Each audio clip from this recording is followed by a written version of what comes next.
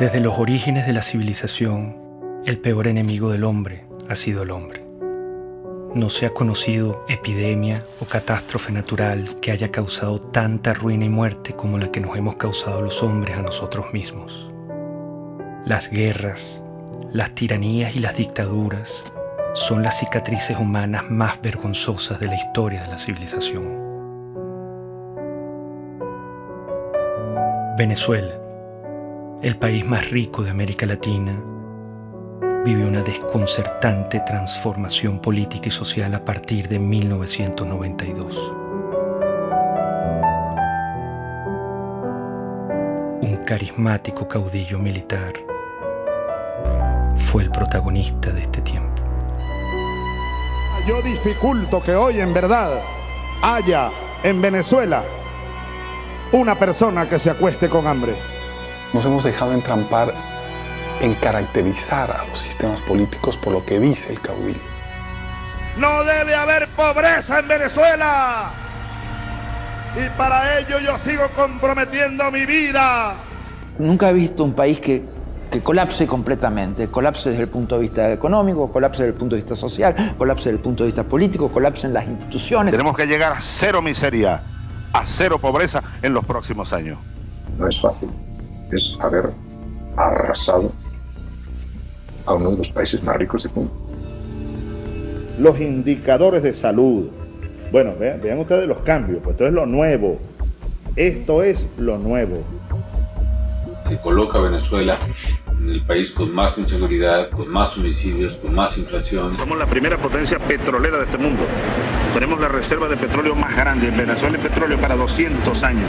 El chavismo yo creo que es una colección fantástica de todos los errores de política económica que se han cometido en la historia. La economía debe ser enfocada con un objetivo central: satisfacer las necesidades de la sociedad, como queramos llamarlo. Por una política que ha enconado profundamente al país, dividiéndolo de una manera prácticamente suicida. El socialismo es el único camino a la paz perdurable, a la justicia social. Por eso la revolución nuestra, hay que recordarlo, pacífica, pero armada. No se equivoquen, burgueses. Mire lo que significó el chavismo para Venezuela. Una verdadera tragedia. Un país que ha perdido su democracia. El que quiera ver una democracia pujante, sólida, madura, venga a Venezuela, venga nada más. Yo creo que él nunca ocultó lo que él quería hacer. Yo creo que Chávez llegó con un proyecto de poder, nunca con un proyecto de país. Fuimos las víctimas de una peste ideológica que nos pisoteó, que incendió la piel de nuestro pueblo, que calcinó y enmudeció a nuestra Venezuela.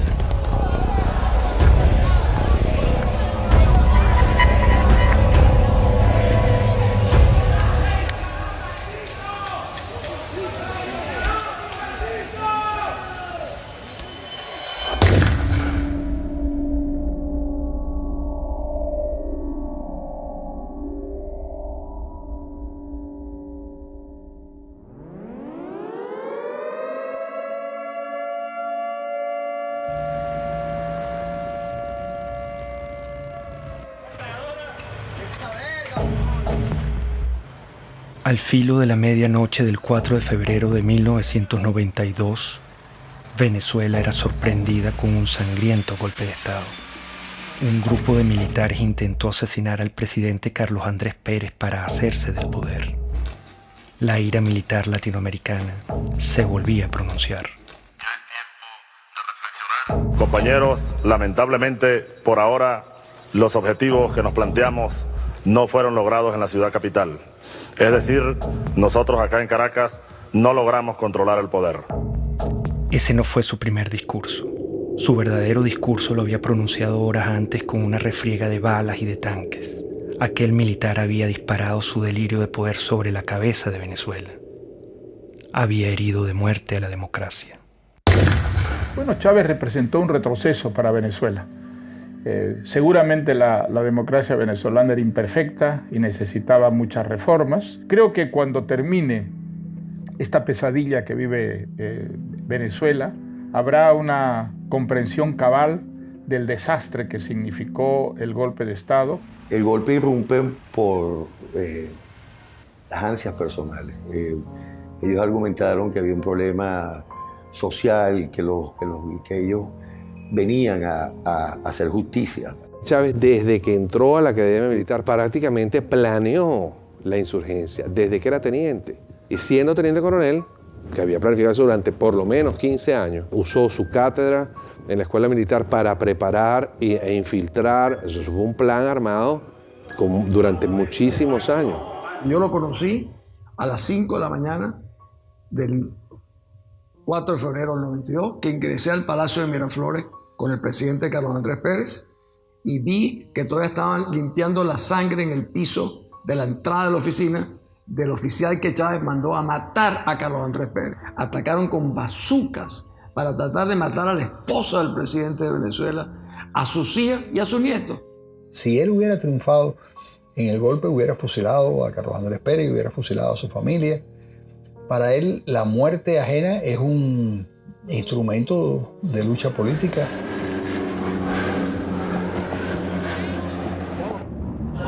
Este es un boletín extraordinario de El Observador. Ustedes pueden observar en este momento cuando uno de los aviones Bronco intenta lanzar cohetes exactamente en este momento está cayendo uno de los cohetes cerca del palacio. En estos momentos, señores, ustedes pueden observar cómo acaba de caer un cohete cerca del Palacio de Miraflores. Parece que una de las partes del Palacio de Miraflores sí sufrió bastantes daños, uno de los muros. Yo fui días después del 4 de febrero a Miraflores, vi todas las balas en todos lados. Después me tocó ser ministro durante el 27 de noviembre, donde vi los asesinatos en el Canal 8, el set de crímenes que cometieron también ahí. Era el regreso del golpismo a Venezuela, era el regreso del militarismo, que tanto daño nos han hecho, tanto el golpismo como el militarismo. Hugo Chávez, como tantos otros tiranos, asaltaba la historia dando 2 golpes de Estado. Centenares de venezolanos asesinados, la mayoría de ellos con disparos en la cabeza, marcaban el principio de una era. Lo volaron. Rafael Caldera fue uno de los fundadores de la democracia en Venezuela. Fue presidente y senador vitalicio. Al día siguiente del golpe de Estado, su enemistad con Carlos Andrés Pérez y su propia soberbia lo hacían justificar la matanza.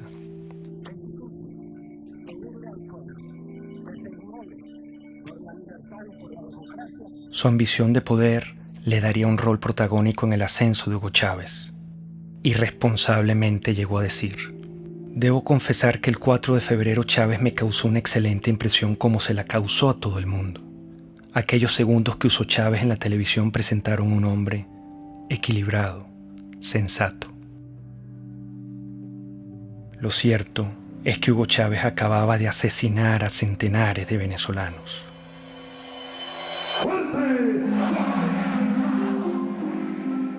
Con la finalidad de conformar un movimiento político que logre conquistar la presidencia de la República, el comandante Hugo Chávez, uno de los líderes de la asonada militar del 4 de febrero del año 92, se incorporó hoy a la vida cívica luego de que el presidente Rafael Caldera le otorgó la libertad. Esta generación militar que tomó el camino del sacrificio, se forjó en el Fuerte Tiuna, en los cuarteles militares, va a demostrarle a los politiqueros venezolanos cómo se conduce un pueblo hacia el rescate de su verdadero destino. Le dieron un sobreseguimiento a los golpistas y ni un solo venezolano le levantó su voz. Eso es un indicador de que no sabíamos lo que era la democracia. Las democracias se defienden con uñas y dientes. El movimiento bolivariano revolucionario 200 va a la calle, a la carga, a tomar el poder político en Venezuela.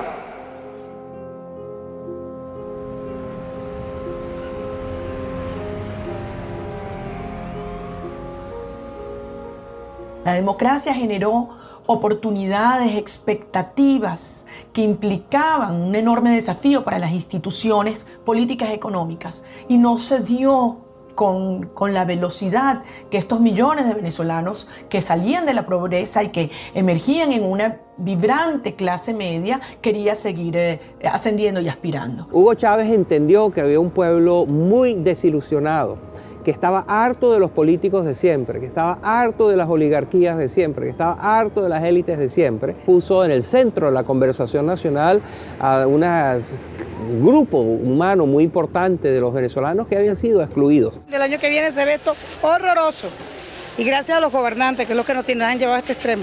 Bueno, yo creo que será más caro todo, porque imagínense cómo está la situación, todo será peor.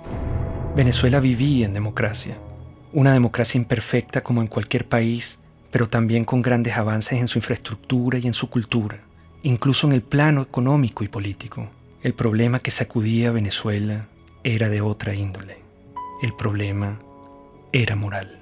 Empieza la declinación de la corrupción, el centralismo, la incompetencia, las élites que miraban desde atrás y querían obviamente servirse del gobierno, pero no querían servir en el gobierno. En mi opinión, fueron los empresarios venezolanos, fueron los medios de comunicación venezolanos y fue la cúpula política venezolana la que trajo a Chávez. Había un hartazgo con la clase política, había un hartazgo con los partidos principales, había un hartazgo con la dirigencia. Bueno, yo creo que el año próximo va a ser un poco difícil, puesto que la perspectiva que nos está dando el gobierno es porque vamos a tener que apretarnos más el cinturón de lo que tenemos.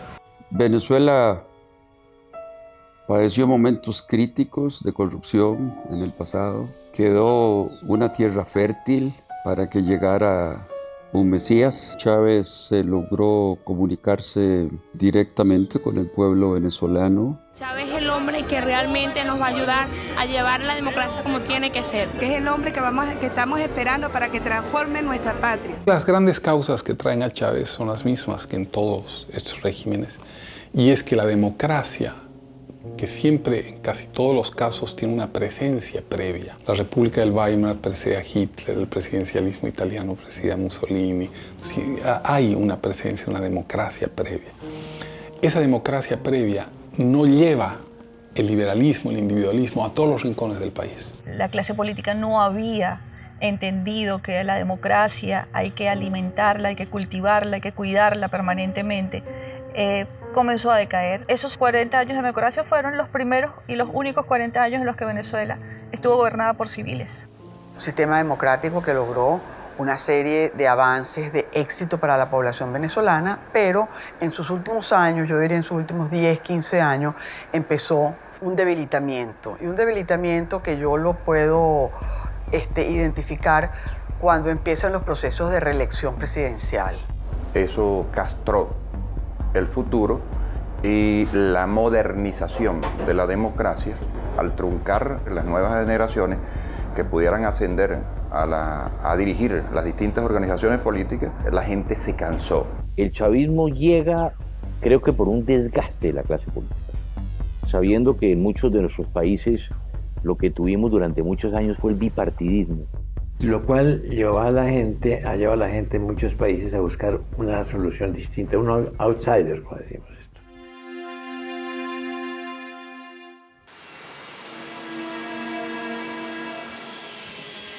Hugo Chávez apenas salía de la cárcel viajó sospechosamente a La Habana, Cuba.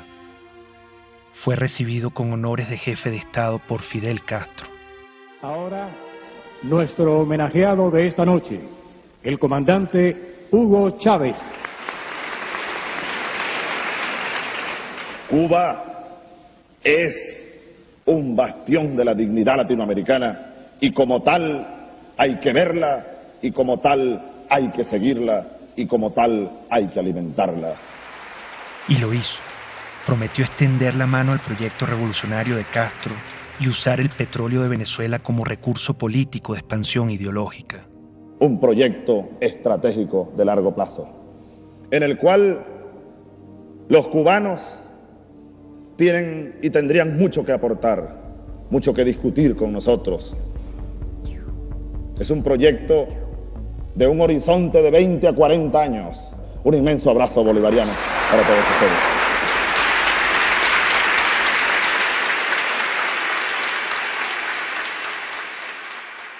20 años más tarde, todo estaba claro. Ese era el Chávez que no quisimos ver ni escuchar. Hugo Chávez es una creación de Castro en un país que tiene el momento adecuado. Ya lo había intentado antes con la guerrilla, penetrar con la guerrilla, y va fracasando en muchos modelos.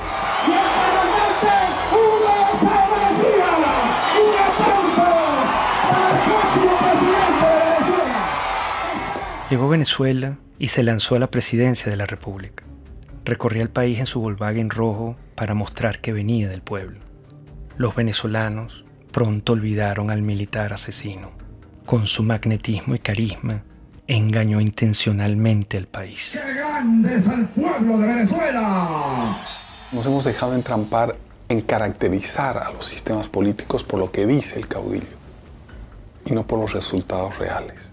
Para defender un pueblo masacrado, expropiado, mancillado y humillado por esas cúpulas políticas que le expropiaron el derecho a la vida.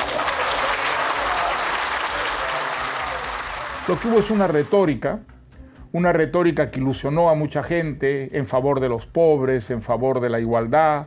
El populismo de Chávez es embelezador, sabe enamorar a la ciudadanía. Cuando Chávez se vuelve candidato presidencial, bueno, entonces él dice que él es un tipo muy moderado, que él no es socialista, que él no es comunista, que él no va a cerrar ningún medio de comunicación. Yo no soy socialista, no, yo creo que ya el mundo de hoy, la América Latina que viene, requiere un salto adelante. ¿Para usted Cuba es una dictadura o no es una dictadura? Sí, es una dictadura. Lo que Chávez proponía no era una cosa militar, él proponía una cosa democrática, un modelo basado en la tercera vía de Blair. Aquí hay un modelo de transición de 5 líneas. Yo te la dejo y espero pues las críticas y los aportes. Pero esa no es la tercera vía, esa es la vía venezolana. Pero la referencia de tercera vía es porque estamos buscando una economía humanista y un sistema político que sea democrático verdaderamente, que atienda al ser humano, Granier, que sea humanista, decimos. El presidente Carlos Andrés Pérez, a quien Chávez paradójicamente intentó asesinar en su golpe de Estado, advirtió la calamidad que se avecinaba. ¿Cuál es la tragedia que usted avisora si gana Chávez? Bueno, una dictadura. Y nosotros sabemos lo que es una dictadura. Aquí no hay ley, aquí no habrá derecho de expresión, aquí las cárceles se abrirán para quienes no estén de acuerdo con ese gobierno, no se le permitirá a nadie disentir, y todos los problemas que hoy vemos y que queremos acabar, los problemas de corrupción, los problemas del Poder Judicial, todos se harán más graves aún. Hugo Chávez Frías, 2.794.062 votos, 56.23%. Excelente, excelente, porque es la recuperación de los valores, es la recuperación de la dignidad también de la patria. Bueno, feliz, contento por el triunfo de nuestro comandante para que mejore nuestro país. Todo se ha consumado. Chávez. El militar traidor y asesino llegó al poder. ¿Cómo lo permitimos? ¿Estábamos tan mal como sociedad? ¿Qué nos pasó?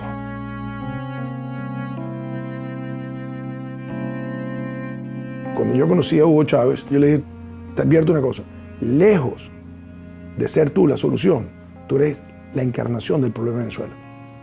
El hecho de que tú seas presidente es la demostración más clara de que este país fracasó.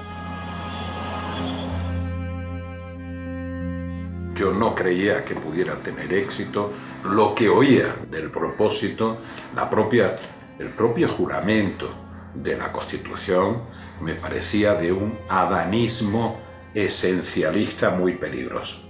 Te lo juro sobre esta moribunda Constitución, impulsaré las transformaciones democráticas necesarias para que la República Nueva tenga una carta magna adecuada a los nuevos tiempos, lo juro. Yo he sido siempre reformista, entonces todos los liquidacionistas me parecen que son ahistóricos, que van en contra de la historia, que crean lo que Malraux decía, revoluciones que son un día de fuego y 50 años de humo.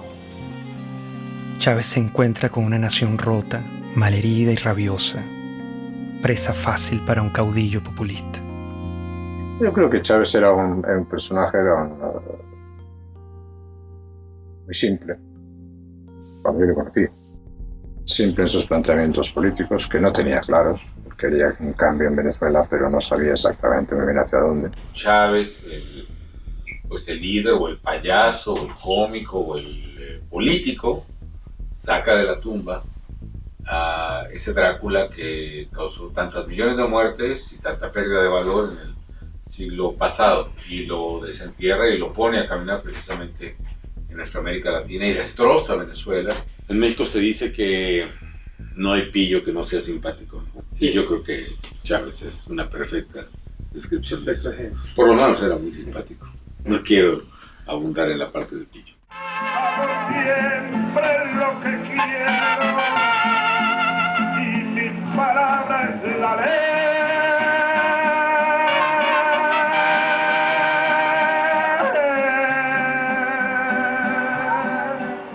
Sin duda, carismático. Muy venezolano, muy simpático. Un hombre carismático. Líder carismático. Pero sigo siendo Chávez. Es que los hombres carismáticos son muy peligrosos. Los hombres carismáticos han sido los grandes dictadores del mundo. La gente se conecta emocionalmente, no racionalmente, con ese personaje. Había en él atributos que ayudaron a hacer de él una figura populista muy lograda. Evidentemente había una capacidad oratoria o retórica, pero con un poder de seducción muy notable. Había en él también una lectura intuitiva, no creo que intelectual, pero sí intuitiva, de un amplio sector de la sociedad venezolana. Eso es muy importante en un caudillo. El idiota. Nosotros fuimos tan ingenuos, casi podría decir entre paréntesis tan idiotas, que pensamos que ya se había desaparecido ese personaje en los años 90. El idiota con toda su mitología, con todo lo que... Resulta que el idiota reapareció enterito, exactamente con todos los dogmas. Somos pobres porque los países ricos nos explotan, porque nos pagan mal nuestras materias primas y se enriquecen. Somos pobres por la oligarquía, toda esa tontería. El capitalismo siembra odio. En el capitalismo impera el odio. Fue evidente de un inicio democrático a cómo se fue separando ideológicamente, cómo se fue convirtiendo en una propuesta que no es ni siquiera de sustento ideológico, sino populismo puro, afán de poder, de controlar, de tener, de dominar, de mandar.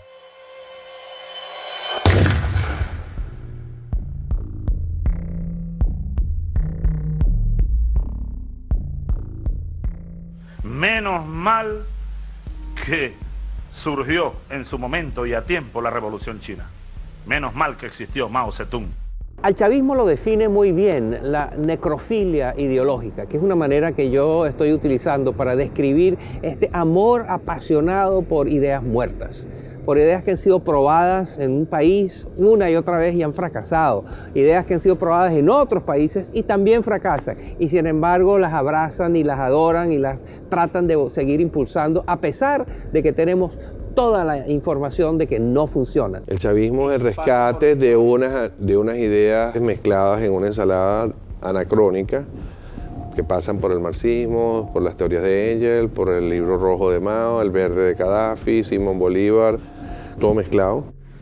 Esta revolución, así lo digo como cristiano, es profundamente cristiana. ¡Viva Cristo el Redentor! De izquierda, derecha, centro, maoísta, centroísta, no sabemos qué es lo que es. Por algunos dicen que yo soy pastor evangélico. Palero, santero, católico, cristiano. Marxista no soy porque no me formé en el marxismo. Es una nueva forma de caudillismo militar. Y también soy marxista.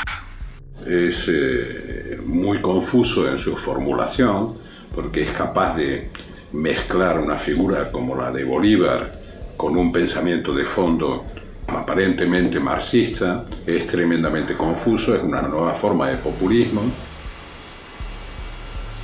El hombre desde siempre había sido un comunista. Entendía qué es lo que tenía que decir o no decir en cada momento para que, digamos, su mensaje calara en una mayoría de turnos. Venezuela tiene un gran potencial siderúrgico y debe ocupar cada día más mejores puestos a nivel mundial, a nivel americano. Cuando ya empezó a tener, digamos, la sartén agarrada por el mango, entonces se quitó todas las caretas y mostró su verdadera faz. Y si insisten, le quitamos los camiones y los convertimos en transporte de alimentos, chicos. Se lo damos a los consejos comunales. Y Mendoza que vaya a hacer no sé qué, lo que le dé la gana, a denunciarme en la OEA, en la Corte Celestial, donde le dé la gana. Se fue apartando claramente de los principios más elementales de lo que es un gobierno democrático.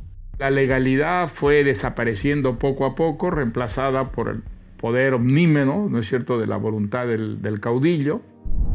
Sin una visión clara o conocida, Chávez estaba decidido a transformar a Venezuela a su imagen y semejanza. Comenzaría por la Constitución. El Estado está caotizado. Esa es una realidad. Para transformar el Estado necesitamos urgentemente una Asamblea Nacional Constituyente. No hay otra alternativa. Con la Constituyente del 99, Chávez empezó a mostrar su talante autoritario y personalista.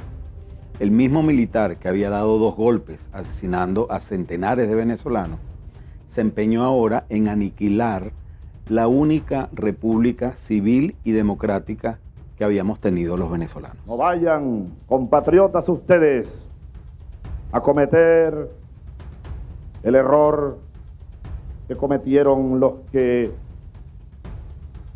habitaron esta casa durante 40 años. Y ya no les pertenece.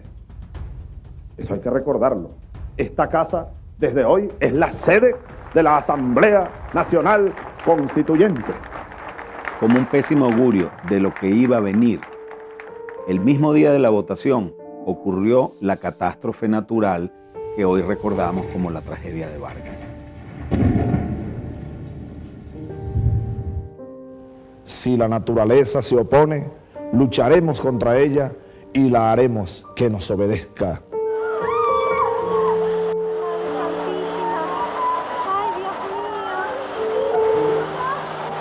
Ha nacido la República Bolivariana de Venezuela.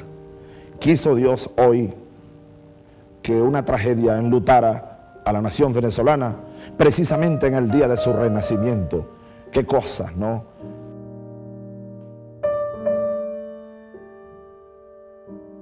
El drama que se vive en el estado Vargas es definitivamente inarrable. No se conoce las personas que perdieron la vida en esta implacable tragedia natural. El drama no finalizaba. Chávez rechazó la ayuda humanitaria ofrecida por los Estados Unidos y profundizó el horror y la tragedia. Vargas era un bastión desde el punto de vista geográfico, geopolítico, porque es la entrada del país, es el puerto, es el aeropuerto. Y si se sembraba una recuperación por la vía estadounidense, pues yo iba a ser la imagen más notoria de lo que implicaba la recuperación de Vargas.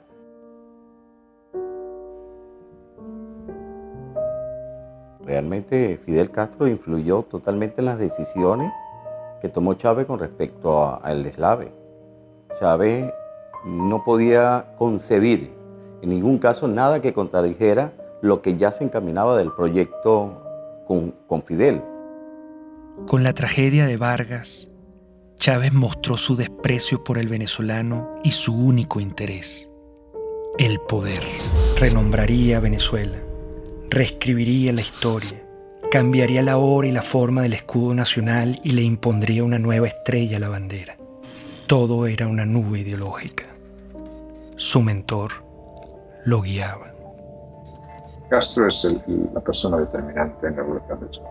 Castro vio que Chávez le daba al castrismo y a Cuba la gran oportunidad soñada. Es decir, lo que no logró el castrismo mandando a Che Guevara a invadir y a conquistar militarmente Venezuela, la idea histórica que siempre ha tenido el castrismo de que Venezuela debía ser un territorio dominado por el castrismo, en todo caso como fuente de suministro de petróleo, fundamentalmente y como punto de expansión para sus políticas en América, Sergio Chávez.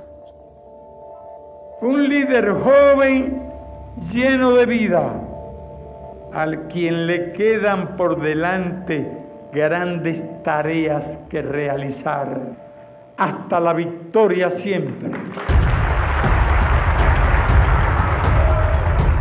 Y ahí Fidel lo agarra, lo seduce y le vende la idea del socialismo y de lo que él había aprendido de los soviéticos, que era la construcción de un Estado autoritario, totalitario, basado en las premisas de la Unión Soviética. ¡Viva el comunismo! ¡Здравствует коммунизм! ¡Patria o muerte! ¡Родина или смерть! ¡Мы победим!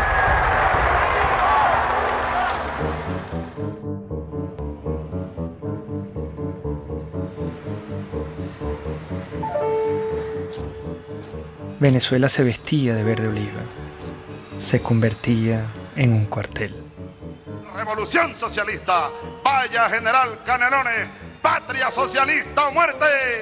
¡Venceremos! La figura de teniente coronel es, digamos, la primera vez que tiene autonomía para comandar tropa. Por eso se le dice el comandante. Es netamente de una misión de tropa, de dirigir tropa, de ordenar a la tropa y de llevar a la batalla militar a la tropa. Los movimientos totalitarios de izquierda se meten en tu cuarto. No puedes ir a comprar lo que te da la gana, no puedes educar a tu hijo como tú quieras, no puedes viajar, no puedes tener tus documentos, no te permite tomar ninguna decisión libremente. Él dijo, la revolución es pacífica pero no pendeja, porque los tanques, los aviones, los fusiles y los cañones de las Fuerzas Armadas están al servicio de la revolución. Porque de ahora en adelante tendremos generales, almirantes, oficiales y tropas revolucionarios, antiimperialistas, socialistas y chavistas, para que les duela más.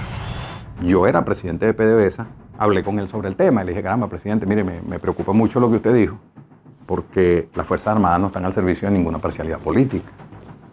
Las Fuerzas Armadas están al servicio de la República y la revolución es una parcialidad política. Ellos no entienden que al definir la Fuerza Armada como chavista le están atribuyendo una parcialidad política a un grupo que es armado de toda la sociedad venezolana. O sea, nosotros tenemos partidos políticos en Venezuela y un partido político que está armado con el ejército. Chávez gastaría miles de millones de dólares en armamento militar. Si tomamos en cuenta que desde 1830 las armas venezolanas solo han sido usadas contra venezolanos, el peligro era inminente.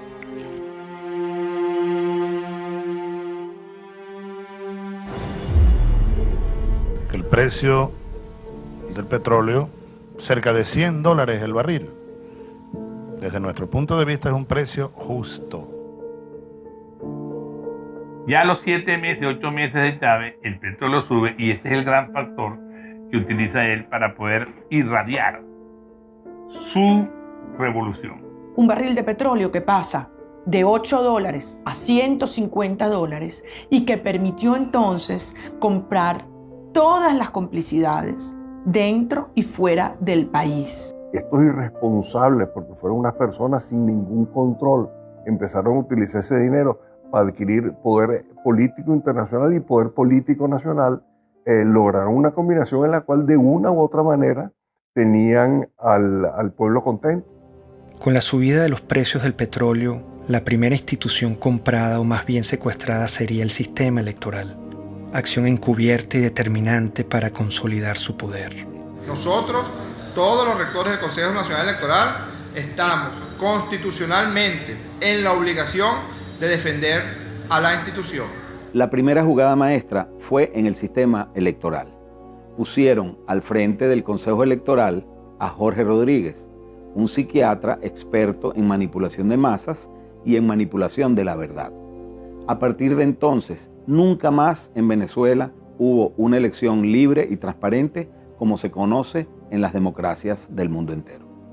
Un gobierno que llegó al poder también por las urnas, con elecciones, y luego también siguió celebrando algunas elecciones, se hizo reelegir, pero donde evidentemente existía un control y una concentración de poder muy fuerte. Chávez y el chavismo y todo el poder cubano ya desde el principio empiezan a construir el fraude. Consejo Nacional Electoral de Venezuela niega la posibilidad de realizar un reconteo de votos. La presidenta del organismo, Tibisay Lucena, anunció que escrutar las papeletas sería regresar al sistema electoral manual del pasado. Primero reclamamos que Tibisay Lucena vaya presa porque hizo fraude. El fraude fue genial.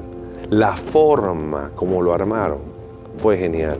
Y la razón por la que era imposible detectar era porque el fraude no fue hecho generalizado, sino puntual. Cada mesa tenía una forma de hacer el fraude en esa mesa. Uno no puede esperar nada de un régimen que lo controla todo y poner tus esperanzas en lo electoral.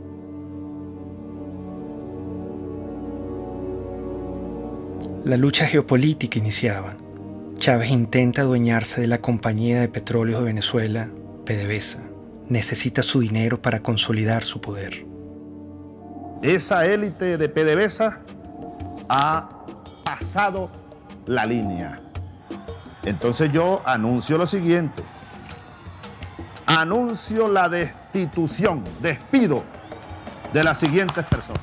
El 11 y 12 de abril del año 2002 fue consecuencia de su intento de radicalización al mandar 50 leyes que nadie había discutido, al confrontar la autonomía de Petróleos de Venezuela, al radicalizar su posición con respecto a lo que era un equilibrio político en el cual, digamos, la gente pensaba que habían ciertas normas de convivencia. Yo no tengo problema de rasparlos a toditos si a toditos hubiera que rasparlo.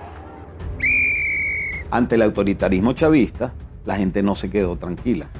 El 11 de abril, Chávez había pretendido tomar control arbitrariamente de PDVSA para concretar su proyecto hegemónico latinoamericano. Frente a esto, millones de venezolanos salieron a las calles a protestar como nunca antes se había visto en la historia de Venezuela. Que prosigamos pacíficamente nuestra marcha a solicitar la renuncia del presidente de la República. Canal 2 se llama, como todos sabemos, Radio Caracas Televisión. El canal 4 se llama Venevisión.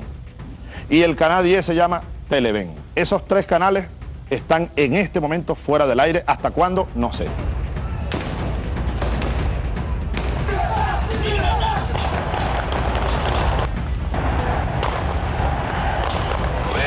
La aplicación del plan Ávila, y el primer movimiento que vamos a hacer es la columna del batallón Ayala.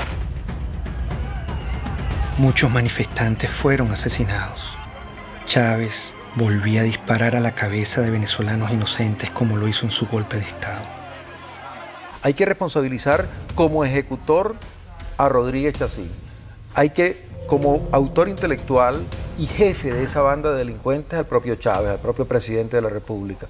Esto es una acción contra el sentimiento más noble del venezolano. ¿Usted pudiera decir que la acción de los francotiradores estaba bajo conocimiento del presidente? Absolutamente seguro que estaba bajo conocimiento, que fue ordenada. Estamos frente a un asesino, con toda la extensión de la palabra. Una persona enferma, un paranoico, enfermo de poder, que cree estar poseído de una tarea histórica, destruyendo y matando venezolanos.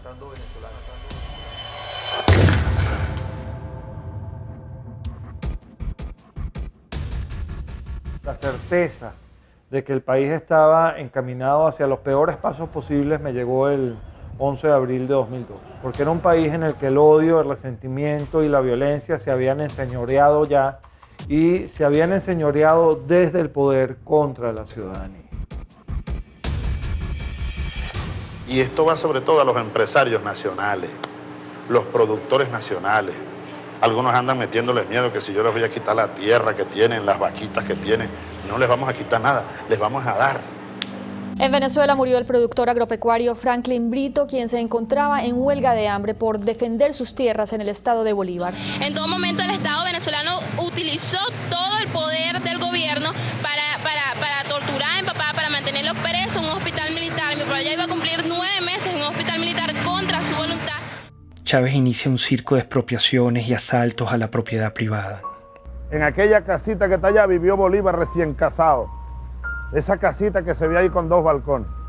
Y ahí lo que están en unos negocios, exprópiese. Él expropia y no produce y además quiebra a los que están produciendo. Si tratan de parar la producción, les expropio todas las plantas de procesamiento de arroz. Se las expropio, no tengo problema. No crean que les voy a pagar con dinero contante insonante. Si Chávez sobrevolaba en helicóptero una zona agrícola y Chávez se asomaba a la ventana y decía, ¿de quién son esas tierras que están ahí? Están bien buenas esas tierras. Bueno, al día siguiente esas tierras estaban expropiadas. Entonces ahora yo les digo, yo estoy interesado en comprar y vamos a nacionalizar el Banco de Venezuela. Empieza a hacerse el estado de la banca, de seguros, de industrias, sobre todo industrias de alimentos. Las va destruyendo y deja al pueblo de Venezuela sin comida, con el cuento de que el empresario es un hereje que no tiene virtudes. O sea, vuelve a un discurso muy antiguo, maniqueo, de buenos y malos. Que están explotando a la clase media sobre todo, porque ellos, los privados, casi no construyen viviendas para el pueblo. No, ellos siempre hacen es viviendas de alto costo para la clase media y la exprimen a la clase media, la exprimen. Cuando yo veo que Hugo Chávez Frías dice que comenzaría el proceso de expropiación, ya lo habían hecho con algunas empresas, y que había que atacar la empresa privada, y dije, ay, ¿qué es esto? Cambió el rumbo totalmente, pero el Hugo Chávez del 2000, del 98, ese no era el Hugo Chávez Frías, y ahí están todos millones de venezolanos, creímos en una esperanza. Esa esperanza se sepultó porque yo lo viví en carne propia. El daño económico que se le ha causado a la sociedad venezolana, que podría ser hoy día uno de los países más prósperos del mundo, después de haber tenido el boom de los precios del petróleo. Y sin embargo es un país que está arruinado, con un crecimiento negativo gigantesco, con desabastecimiento, con pobreza, con angustia, con desesperanza. Frente al atropello, una mujer lo encaró. Por favor. ¿Cómo puede usted hablar de que respeta al sector privado en Venezuela cuando se ha dedicado a expropiar, que es robar? Este es el momento de darle respuestas al país, a las más de 180.000 madres y mujeres que en estos 13 años han perdido a sus hijos, a sus esposos, a sus padres, y a los cuales no se les ha hecho justicia. Esto es lo que yo hablé desde el fondo de mi alma, del corazón, del estómago. Yo estaba hablando por eso, por las más de 100.000 mujeres que han perdido un ser querido y que nunca le han ni siquiera pedido perdón o dado el pésame, de las amas de casa que ya se peleaban por un litro de leche. Es lo peor que ha pasado porque antes uno no estaba así. Uno tiene que hacer cola para comprar pañales, para comprar leche, para comprar comida. Uno aguanta hambre, pero como uno le dice a un bebé que no puede comer, todo se va en comida.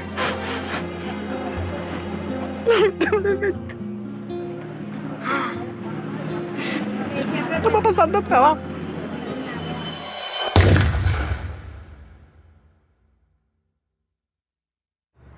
Esta gente todo lo que ha hecho es irracional. Si hubieran tenido algún economista sensato que les hubiera dicho, esto no se puede hacer. El trueque. Y al final todos salimos ganando. ¿Saben cómo se llama eso? Socialismo. No, aquí no estamos produciendo para ganar dinero. El chavismo yo creo que es una colección fantástica de todos los errores de política económica que se han cometido en la historia. En los libros de texto están llenos de cosas que el mundo ya ha aprendido a no hacer. Pues el chavismo las ha hecho todas. Venezuela tiene el peor desempeño económico del mundo. En este momento no hay país que tenga una caída del producto más grande que la de Venezuela, no hay un país que tenga la inflación más grande que la de Venezuela, no hay un país que tenga la escasez más grande que la de Venezuela. Bueno, la situación económica no está bien. Nosotros vendíamos pollo, pernil, hervido, todo eso. Esto funcionaba bien.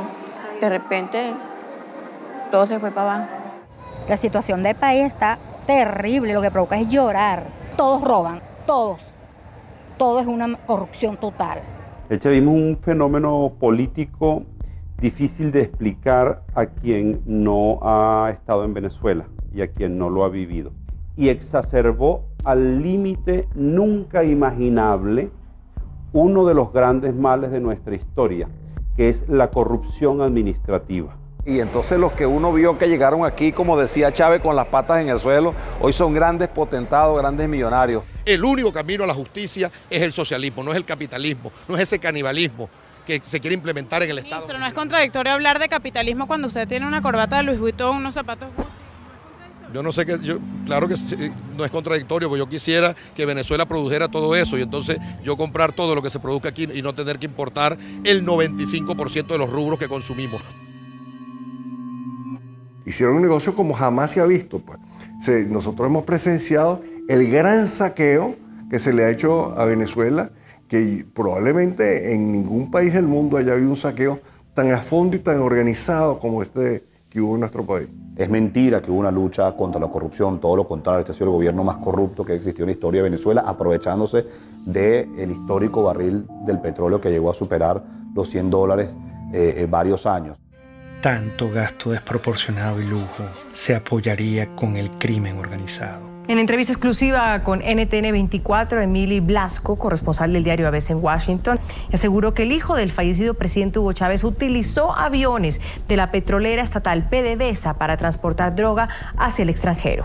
En el libro Ilícito lo que yo simplemente documento es que no hay nada nuevo con respecto al crimen, excepto que llegó el siglo XXI y le añadió la posibilidad de tener grandes carteles criminales que operan internacionalmente y que trafican con todo tipo de ilícitos, de gente, de drogas, de armas, de dinero y de política. El chavismo es un proceso por el cual el lumpen, los sectores delincuenciales de una sociedad, se apoderan del poder. No son los intelectuales que uno soñaba en el marxismo-leninismo que se apoderaban del poder. Son los sectores más delincuenciales de la sociedad. Y por eso son tan audaces, por eso pueden ser tan crueles.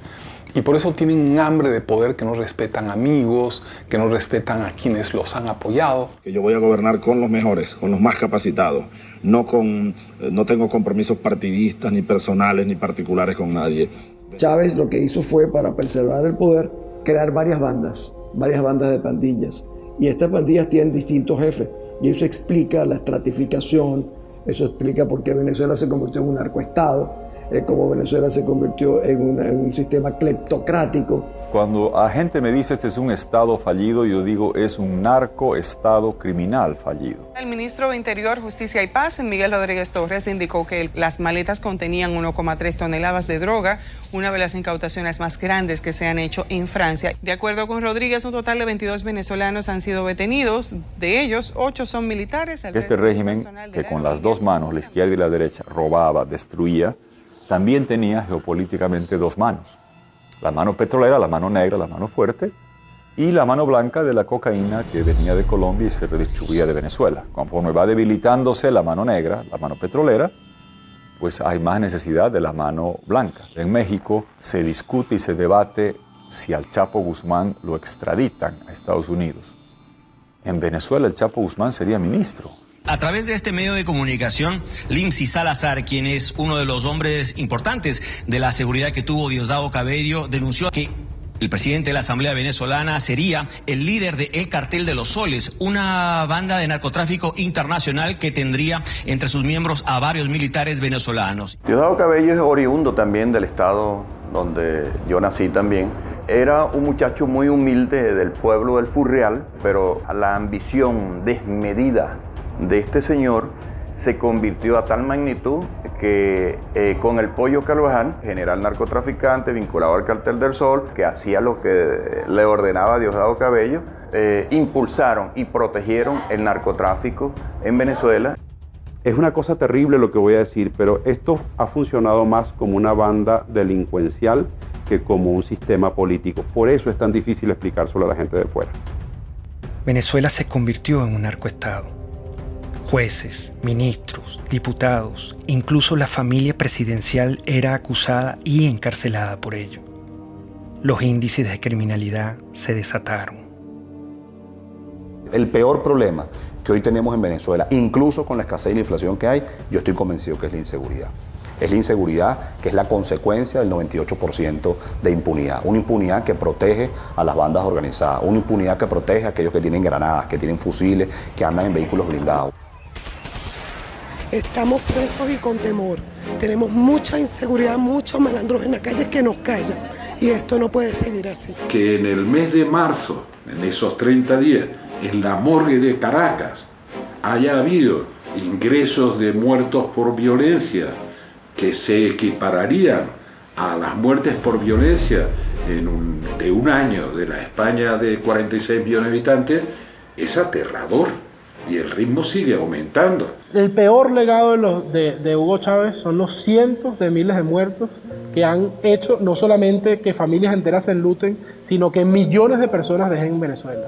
La gran parte de la inmigración venezolana no es una inmigración económica como la que empezamos a ver ahora. La gran parte de la inmigración venezolana es una inmigración presa del pánico de vivir en una sociedad absolutamente enfrentada y donde se mata por odio. Ante la absoluta impunidad, el pueblo tomó aterradoramente la justicia con sus manos.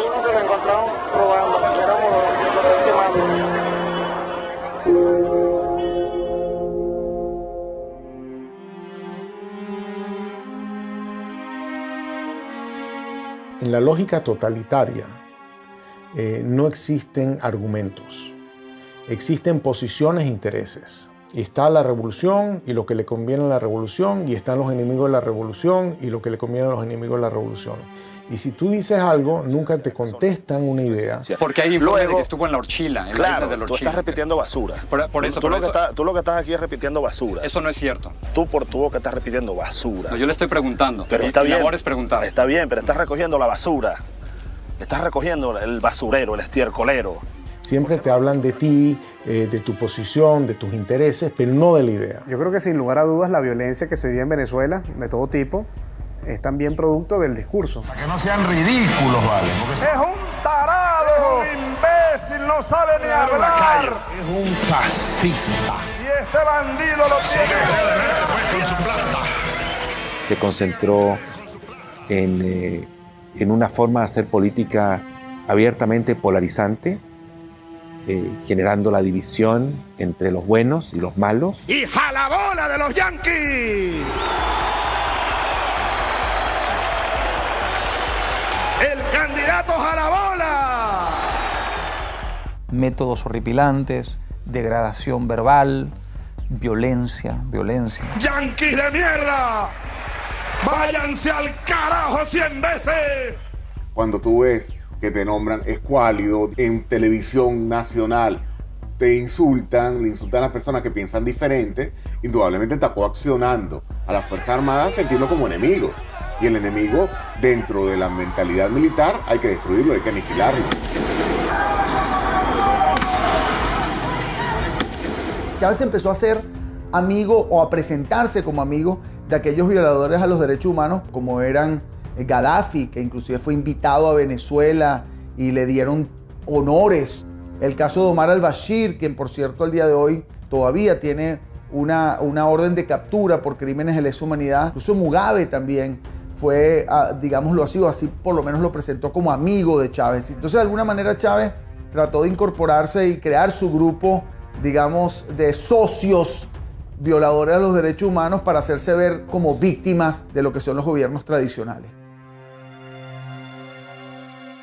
En América Latina también tenía sus aliados.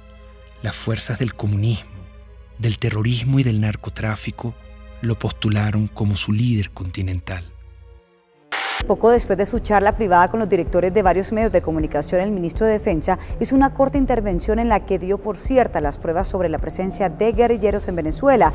Lo que dice Manuel Marulanda a Chávez en uno de los párrafos que reza así es lo siguiente: nosotros, es decir las FARC, siempre estaremos atentos en caso de agresión gringa a aportar con nuestros modestos conocimientos en defensa de la revolución bolivariana de Venezuela. La FARC y el ELN no son ningunos cuerpos terroristas, son ejércitos que ocupan un espacio. Hay que darle reconocimiento a las Fuerzas Armadas Revolucionarias de Colombia y al Ejército de Liberación Nacional. La primera declaración me llamó la atención porque hablaba de la imparcialidad frente a la guerrilla colombiana.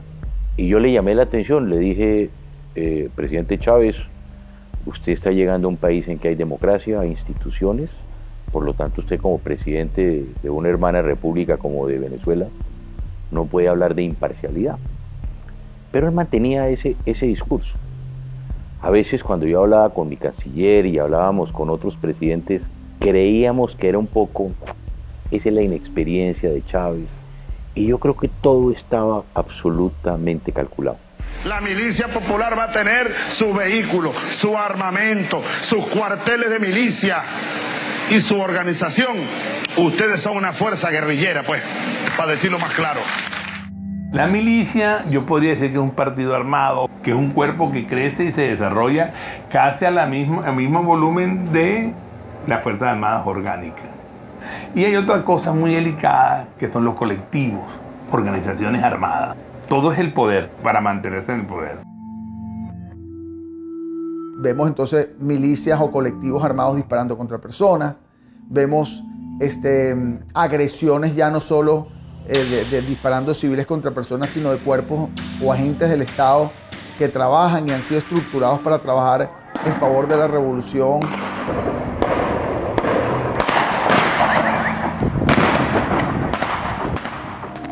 Se dispuso controlar hasta la última conciencia. No quería críticas. La libertad de expresión también debía ser pisoteada. Hay un señor por ahí, de esos representantes de la oligarquía, que quería ser presidente de la oligarquía.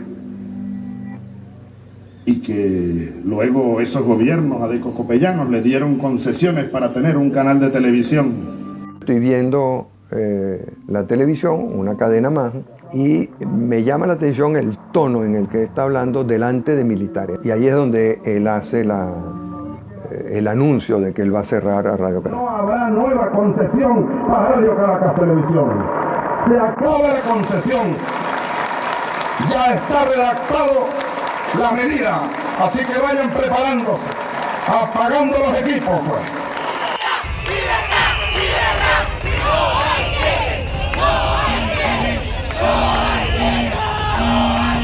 La idea no es el cierre de los canales de comunicación, es más apertura, la fuerza de las ideas y el apoyo a la democracia del pluralismo. Pero no nos van a cerrar la conciencia y nos van a cerrar el corazón. El presidente Hugo Chávez ratificó que este domingo a medianoche sacará del aire a la cadena Radio Caracas Televisión, una medida criticada internacionalmente como un acto de censura. La única forma en que la concesión no termine es que el domingo 27 a medianoche Hugo Chávez no sea presidente de Venezuela. En el fondo era querer controlar los medios de comunicación, que eso fue lo que lo llevó a diseñar esta cosa de la hegemonía comunicacional y ir cerrando la libertad de expresión hasta que queda un pequeño espacio. Y una vez leí que los jóvenes hacen política desde la indignación, ¿no? Yo creo que lo que nos motivó en el 2007 fue la indignación. Es como que vimos que se metieron en nuestra casa, te apagaron la televisión, ese momento fue muy dramático cuando se acabó la señal, fue algo que se metió en la vida de uno, no era tanto si Chávez era popular o no, sino que era ilegal y era inmoral y estaba malo y era inaceptable que decidieran por ti. No podemos ser ajenos a lo que pasa en el país, no podemos vivir en un cuadrito, libertad de expresión y estamos en la calle. Me motivó a mí en 2007, o lo que me llevó a dar un paso al frente para colocarme en la vanguardia, fue especialmente la libertad de expresión y muy específicamente el cierre de RCTV.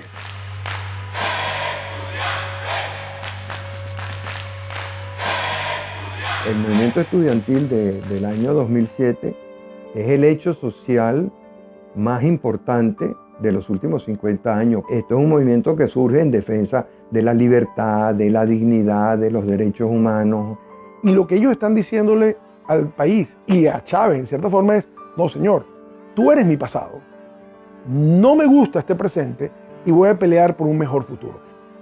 Soñamos con un país donde podamos ser tomados en cuenta sin tener que estar uniformados. Eso fue un punto de quiebre, porque los estudiantes salimos de las aulas para la calle. Estar en la calle si fuera necesario, pero el pueblo tiene que salir, pero el pueblo tiene que acompañarnos, pero la gente en esos barrios de Caracas, oprimida, pobres y sin posibilidades, tienen que salir a pelear por su futuro. Somos unos jóvenes que apenas con 21, 22, 20 años de edad salimos con nuestras manos blancas de manera creativa, irreverente, con mucho espíritu desafiante en las calles, pero siempre de manera no violenta. Y le demostramos al mundo, y hoy lo podemos ver en perspectiva, que la reserva más importante que tiene Venezuela era la reserva moral de los estudiantes.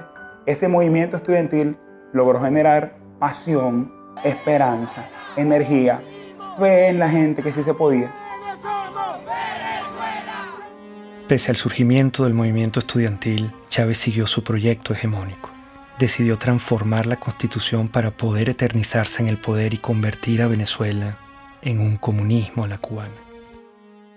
Hugo Chávez en el año 2007 lanzó una reforma constitucional que no planteaba sino la destrucción del Estado liberal venezolano. Aceptamos el reto electoral, organizar a millones de venezolanos, defender esos votos y ganar. La única forma que ese día, que la noche del 2 de diciembre, no estuviéramos dispuestos a respetar, a hacer respetar la voluntad popular, era que nos matara. Por eso el gobierno se echó para atrás y no se robó la elección del 2007. La opción del no, 4.504.354 con un 50.70%.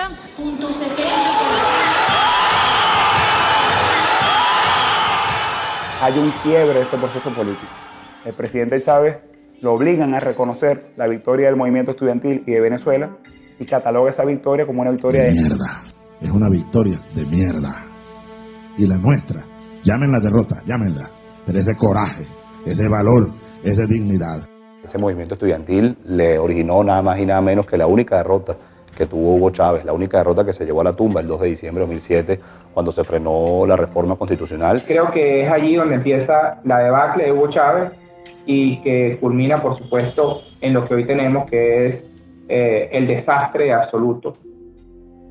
La derrota frente al movimiento estudiantil radicalizó sus políticas de persecución contra la oposición. Convirtió en enemigo a todo aquel que no se le doblegaba. Y yo lo acuso ante el pueblo y ante el mundo por golpista y por fascista. Tú te das cuenta de que en el patrón hay sistematicidad que empieza por la estigmatización criminal, la señalización de una persona como un criminal. Compadre, vamos a ver quién va preso primero, desgraciado, si tú o yo. Hasta su eventual encarcelación, su persecución y su neutralización a través del uso del sistema judicial. Tenemos el caso emblemático de María Lourdes Afiuni, una persona que por ser juez y por cumplir con sus funciones fue individualizada como enemigo expresamente por el presidente Hugo Chávez Frías. Entonces habrá que meterle pena máxima a esta jueza y a los que hagan eso, 30 años de prisión.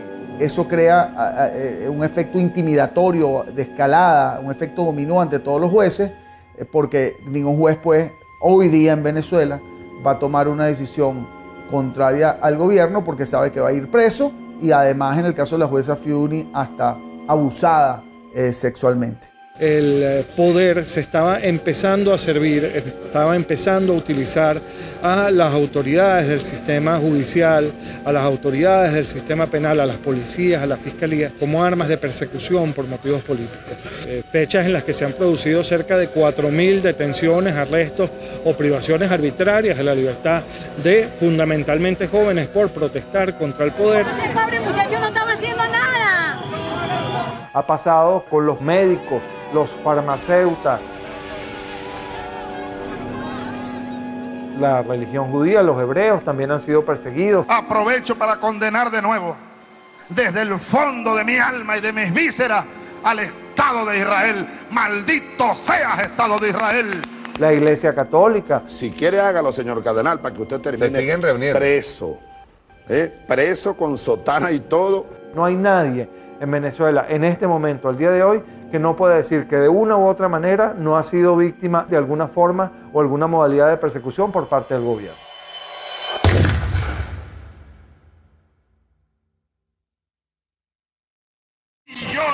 acuso de contrarrevolucionario y hay que barrerlo del mapa político venezolano. A mí me acusaban de todo lo que le acusaban.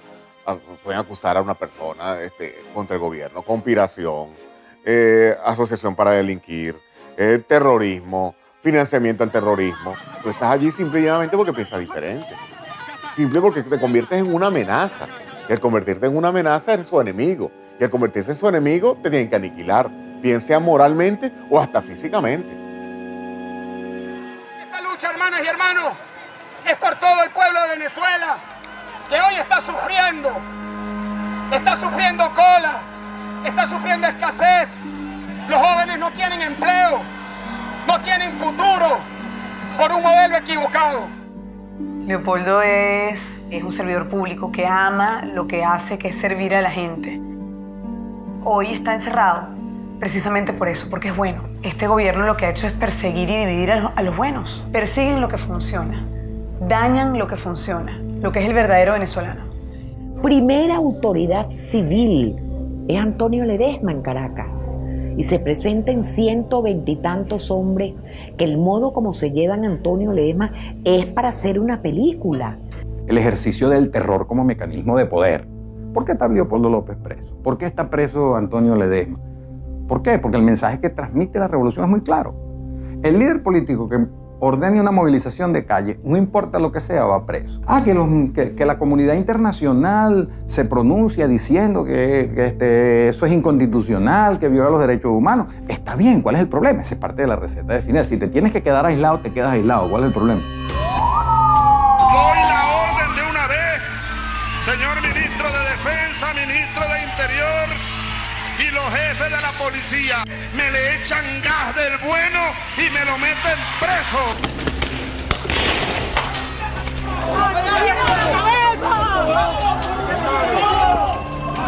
Chavo, están matando a gente, loco. ¡Lo mataron, lo mataron! Los francotiradores apuntan a cabezas. El sonido que producen una cabeza escuálida es mucho menor, es como un chasquido, porque la bóveda craneana es hueca. Vacío de contenido. Exacto, entonces pasa rápido. Nosotros vimos organismos de seguridad del Estado dispuestos a matar a nuestros hijos con balas en la cabeza, dispuestos a dispararle en las piernas para que no huyeran. David Vallenilla tenía 22 años y un efectivo militar lo vio solo y desarmado. Le disparó a quemarropa. David cae al suelo y recibe una segunda descarga. Como puede, se levanta y da unos pasos, los últimos de su vida. Su cuerpo fue despedido con las letras del himno nacional, cantado por sus compañeros cuando era trasladado a la morgue.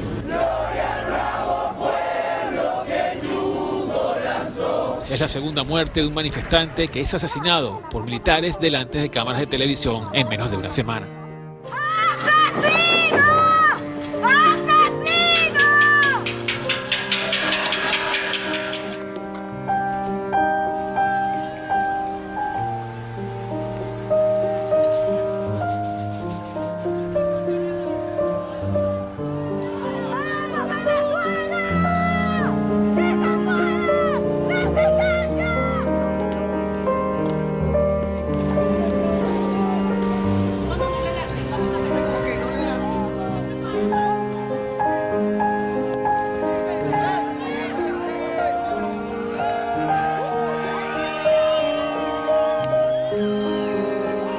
¡Asesinos!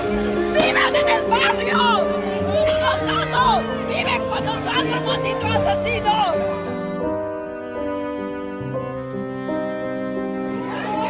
Un campo de batalla. Así lució la sede del Palacio Federal Legislativo tras el asalto de grupos... En la conmemoración de nuestra independencia, intentaron asesinarnos. Intentaron acabar con la vida de parlamentarios electos por el voto popular. Unos golpes no son nada en comparación a los casi 100 jóvenes que han asesinado esta dictadura en Venezuela. Nosotros los diputados, si exigimos sacrificio, debemos estar dispuestos al sacrificio. Sí, los golpes nos duelen, pero no es más allá del dolor que sentimos cada vez que vemos que se nos deshace el país. La tortura ha sido en Venezuela sistemática porque Hugo Chávez hizo un guión con sus organismos de seguridad del Estado que todos siguieron los mismos funcionarios, los mismos métodos para lograr lo mismo, que es el control social, para castigar al disidente, para causarle más daño. No solamente estás preso, sino que además te torturo. Y bueno, los nuevos métodos de tortura, que son las torturas blancas, ¿no? Que se implementan en la llamada tumba.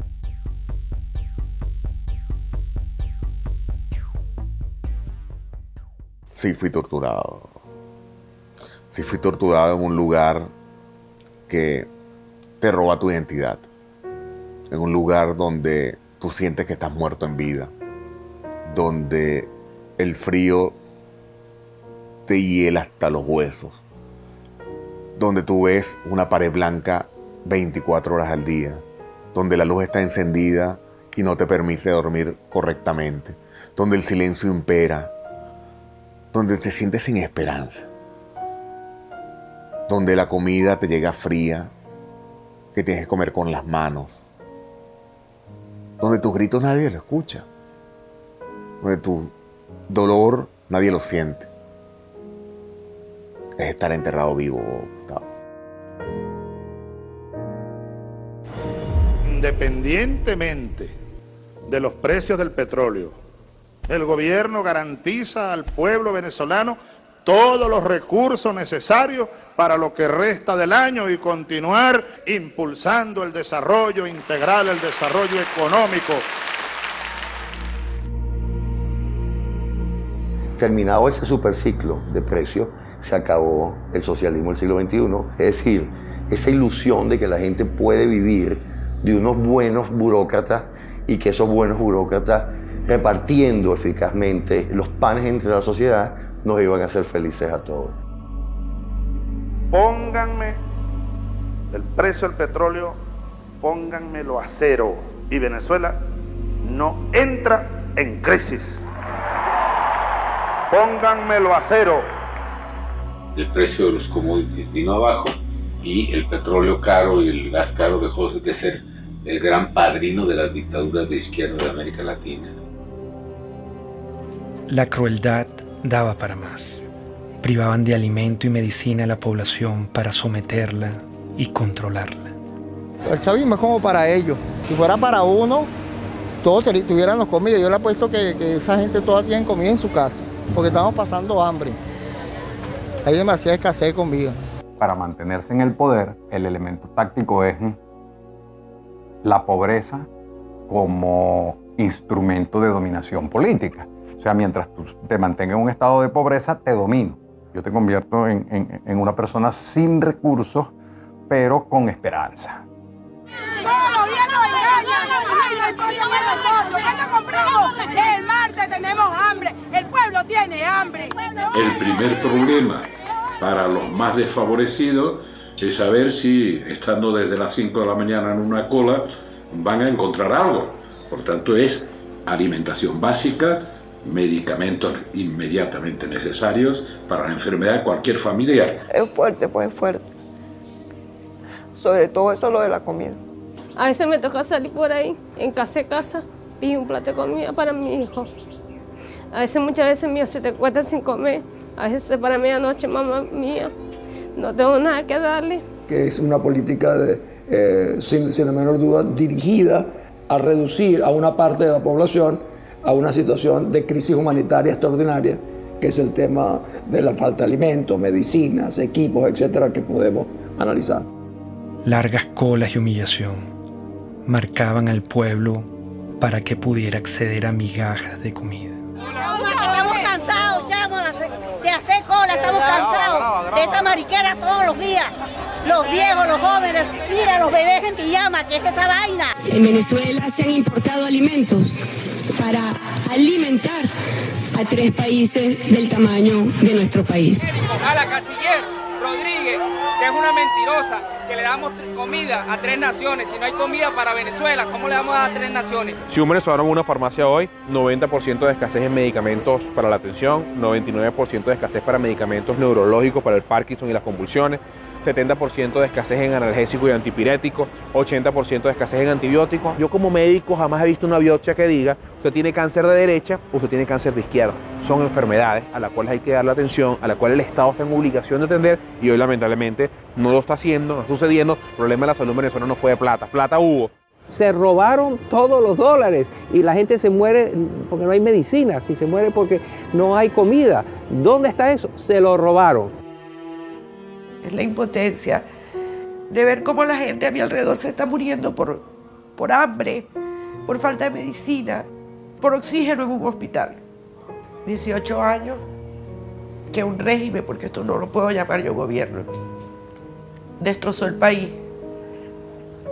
Se olvidó del pueblo y se olvidó que ese pueblo los puso en el poder y se olvidó que ese pueblo tiene necesidades.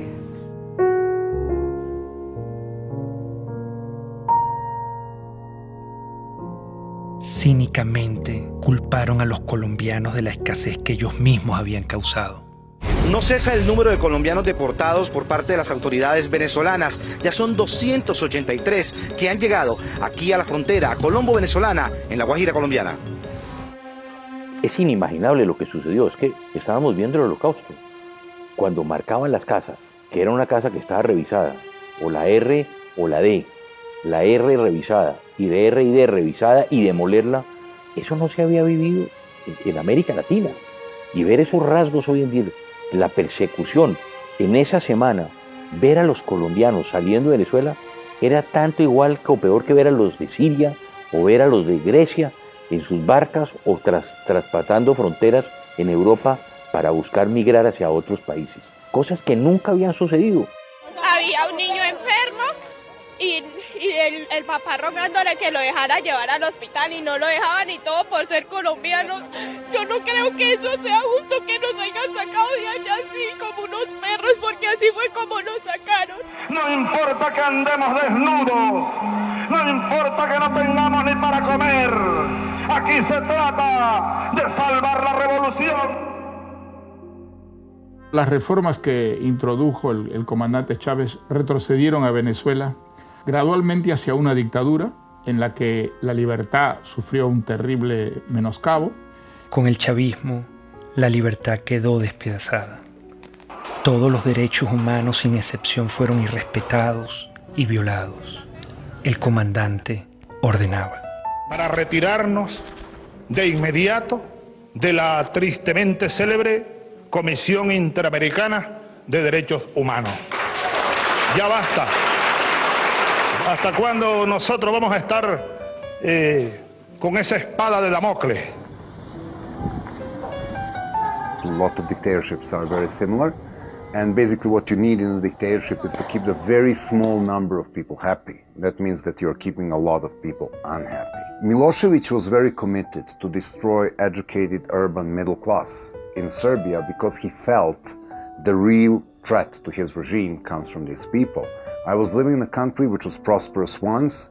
I ended up seeing people standing in the lines for bread, seeing parents desperate but because they can't keep the medicine or, the food for their own kids. You see the stores in Venezuela now, they remind me painfully of my childhood. I have an impression of the government that doesn't really care about the people. It's super happy being in their little corrupted circle. And they don't even look at the street. They live in some kind of the parallel world. El chavismo intentó plagar con su ideología al mundo. Una bacteria ideológica se inoculó en Latinoamérica y poco a poco fue creciendo hasta que se desarrolló en una peste. Es la peste del siglo XXI. Es una enfermedad muy peligrosa porque es una enfermedad que ha cundido, yo te diría, hasta los huesos a un grupo importante de la población que no va a desaparecer. Conquistando una relación, yo diría, en muchos casos parasitaria, de gobiernos, algunos caribeños, otros de Sudamérica y Centroamérica. ¡Sí se puede! ¡Sí se puede! En muchos casos es la de Podemos. Podemos es una amenaza real para la democracia. Estamos hablando de personas chavistas comunistas que quieren acabar con el sistema democrático. Ser demócrata es expropiar, aunque os duela. ¿Qué es lo que haría un gobernante decente? Expropiar. A los bancos que están acaparando viviendas les expropiaría y las pondría en alquiler social. Recordemos que la influencia económica de Venezuela, por ejemplo, cómo logró comprar conciencias, comprar voluntades, comprar adhesiones usando los petrodólares. Algo de eso hubo en Chile, pero afortunadamente no logró penetrar a la sociedad chilena. La sociedad chilena tiene muy claro que Venezuela es una tragedia. El que es chavista, no es que es like, o la mitad sí, la mitad no. Si eres chavista, chico, eres chavista, ¿vale? Si estás con Chávez, estás con Chávez. Si no estás contra Chávez. El chavismo se ve a sí mismo como la consagración de la salvación de Venezuela, como la segunda independencia. El chavismo se percibe así. El chavismo llegó y es para siempre. Chávez ya no soy yo. Chávez es un pueblo. Chávez somos millones. Tú también eres Chávez, mujer venezolana. Tú también eres Chávez, joven venezolano. Tú también eres Chávez, niño venezolano. Tú también eres Chávez, soldado venezolano. El caudillo es igual al partido, es igual al país, es igual a la historia, es igual al futuro. Entonces, él constituye las instituciones, la historia, la moral. Y en ese proceso de concentrar todo, es un tipo que no da ningún beneficio al país. La pregunta es cómo es posible que un país tan rico como Venezuela haya caído en la situación que ha caído como consecuencia del chavismo. Pero también la pregunta podría ser muchas otras. ¿Cómo es posible que la Alemania, que era la gran nación avanzada en la literatura, en las ciencias, en la cultura, en la música, cayera en manos de una banda criminal que llevó al mundo a una guerra terrible y fue autora de un genocidio, los nazis, espantoso? Chávez empezó a convertirse en un traidor a la identidad venezolana. Empezó a cubanizar a Venezuela y empezó a introducir conceptos políticos que no forman parte de nuestra cultura. Yo creo que ese fue el gran error de Hugo Chávez. Creo que en la cima del poder se perdió y en la cima del poder adquirió unas ideas completamente desvinculadas con la sociedad. Comenzó, por tanto, y de inmediato, otra serie de estudios especiales que confirmaron la existencia de un tumor abscesado con presencia de células cancerígenas. Hugo Chávez pidió al pueblo venezolano respaldar al actual vicepresidente Nicolás Maduro en caso de una ausencia total que lleve a la nación a convocar unas nuevas elecciones presidenciales. El mandatario aseguró que Maduro es el hombre que puede continuar con el llamado socialismo del siglo XXI. Si algo ocurriera, repito, que me inhabilitara de alguna manera, mi opinión firme, plena como la luna llena, irrevocable, absoluta, total, ustedes elijan a Nicolás Maduro como presidente de la República Bolivariana de Venezuela. Yo se los pido desde mi corazón. Nicolás Maduro. Su único atributo conocido fue que era su guardaespaldas, su chofer, su compañero más cercano e íntimo. Maduro, ¿quién es? Es un don nadie, no hay la pasión por Venezuela, solo tiene una encomienda del moribundo que le dijo: no me le aflojes a la revolución bolivariana. Me visitan las mariposas. Debe ser que me reconocen como un mariposón. Multiplicarnos, así como Cristo multiplicó los peces. Portugal y Venezuela, estamos en el mismo continente. Se ve que la influencia de los cubanos fue determinante. Maduro es el hombre formado por los cubanos, Maduro es el hombre cercano a los cubanos, y convencieron a Chávez, o Chávez se convenció de que ese era el sucesor y por eso lo nombraron. No pudieron nombrar a otro más competente, nombraron a alguien no tan competente por su cercanía con los cubanos. Recibimos la información más dura y trágica que podamos transmitir a nuestro pueblo. A las 4:25 de la tarde de hoy, 5 de marzo, ha fallecido el comandante presidente Hugo Chávez Frías.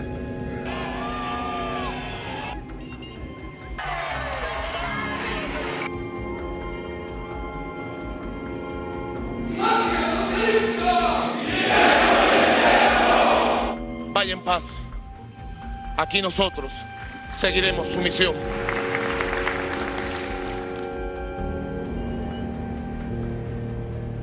¿Qué legado dejó? Lo que dejó fue el país destrozado. Eso fue lo único que dejó él. Corrupción, hambre, violencia, división entre familias. Ese es el legado de ese señor. Esta es una de las 7 plagas que cayó en Venezuela. Lo peor que ha existido en este mundo. Lo peor, esa es la desgracia más grande que tiene Venezuela. Haber llegado a ese hombre, estamos peor porque hay más muertos todos los días, más delincuencia, más escasez. O sea, estamos peor que un país en guerra. Nunca he visto un país que colapse completamente, que se desmembre la familia venezolana. 2 millones de venezolanos se han ido del país en los últimos 3 años, 4.000 a 5.000 cruzan por día la frontera de Colombia en solución de continuidad permanente. Entonces, esa es la situación que vive hoy el país, no tiene nada que ver con la situación que vivía cuando Chávez asume el poder. Su gran legado es demostrar que ni éramos tan fuertes, ni éramos tan demócratas, ni éramos tan hermanos, ni éramos tan guerreros, ni éramos tan sólidos, ni éramos tan echados para adelante. Que era fácil darle un empujón a eso, tirarlo todo por la borda y montarse sobre la gente. Nadie se puede imaginar que un país que no esté en guerra esté viviendo lo que está viviendo Venezuela. Ha destruido el sentimiento de pertenencia de los venezolanos como una unidad, como una ciudadanía compartida. ¡Estamos pasando hambre! ¿Puedes creer que esto sea justo, vale? El país cambió, la gente cambió, las miradas cambiaron. Ya tú en Venezuela no ves sonrisas, no ves alegría, ves indignación, ves frustración, ves miedo. Y eso lo vimos todos los días. Nos dañaron profundamente. Mire lo que significó el chavismo para Venezuela, una verdadera tragedia.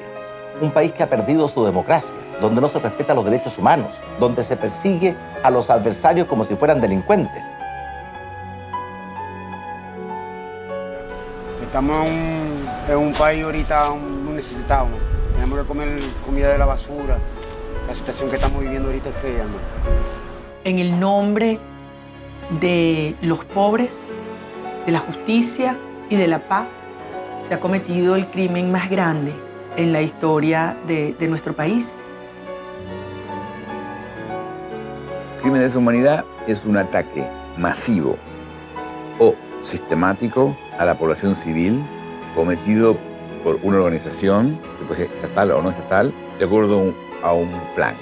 La existencia de presos políticos, la tortura a esos presos políticos, la detención como instrumento político, la generación de violencia como instrumento político, la muerte de manifestantes u opositores. En todos los años del chavismo fueron 2.000 personas que fueron asesinadas, lo cual implica una utilización del asesinato como mecanismo de sujeción y de represión para sostener el aparato político bajo control.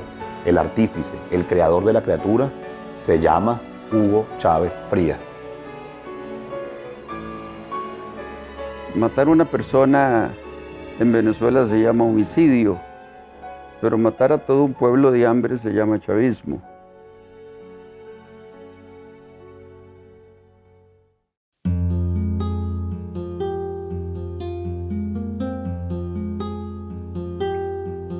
La única forma de inmunidad que existe contra la peste chavista es la conciencia. Mientras nuestro aliento sea capaz de empañar una lámina de vidrio, tendremos fuerzas suficientes para luchar por la libertad.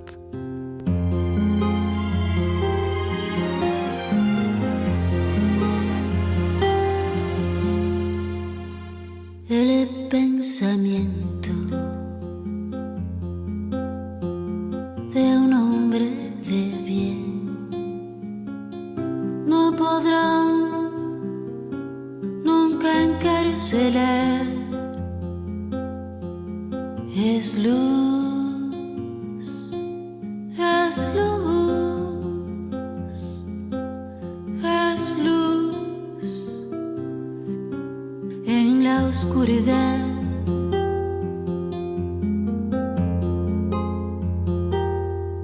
Dijo el poeta. supe ser que el destino es la libertad. Bala en el pecho, balas por detrás, bala en la frente, balas al andar, pero nuestro destino es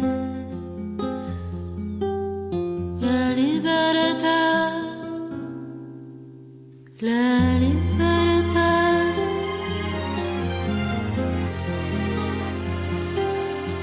Todos los sueños de un hombre de bien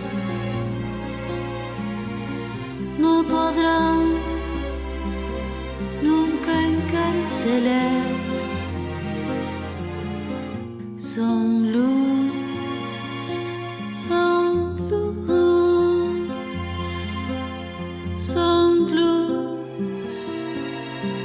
en la oscuridad. El poder tiene miedo de caer, pero caerá. Él caerá. El poder tiene miedo de caer, pero caerá. Ahí caerá. Nuestro destino es